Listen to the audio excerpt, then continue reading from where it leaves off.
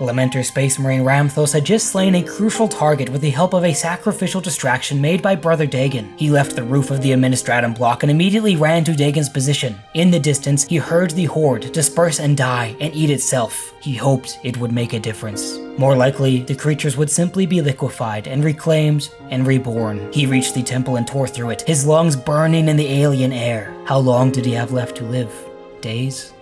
Hours? He was resigned to his death, for such was the fate of all Space Marines. But that did not stop him from hoping Raphaelia would endure. He hoped that the Emperor would smile on this place and spare it from the vile predations of the Tyranids. Sometimes, after all, one shot was all it took to change the course of a war. His Phobos armor was, like himself, succumbing to the alien environment. Servos protested. Armor plates ground against one another. His power pack was dying. Every incremental loss of power was a load that was shifted to his muscles, so that by the time he had torn through the ambulatory, several chapels, and then up a set of steps that he gauged correctly led to where Brother Dagon had made his final stand, he was physically exhausted. Here was a protuberance of smashed and blackened stone, falling away into the streets far below, like a collapsed cliff face. Plasteel rebar and torn buttresses of dark iron splayed out from the facade, whilst pieces of holy stone still glowed a dull red where they had been superheated by the crack grenades. Dagon's armor was entirely scorched, as though in his dying moments he had been inducted into the Death Company. With the gaunt talons still lodged in his midriff, and with innumerable fresh rents to his skin, he was minutes from expiry. Around him were hundreds of spent casings, empty bandoliers, and discarded weapons. "You got it," he managed, his throat scorched from the boiling air. He was propped up against the northern wall, and Ramthos sat down next to him. "Thanks to your intercession.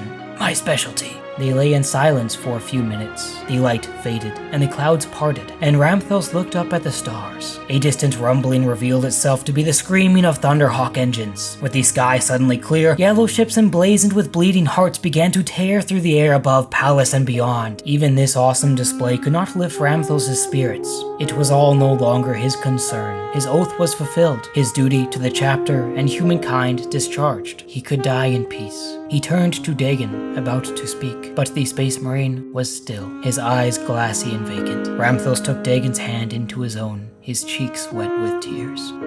"Your penitence is complete. For those who remain, we shall bear the sins and scars of our chapter in your name.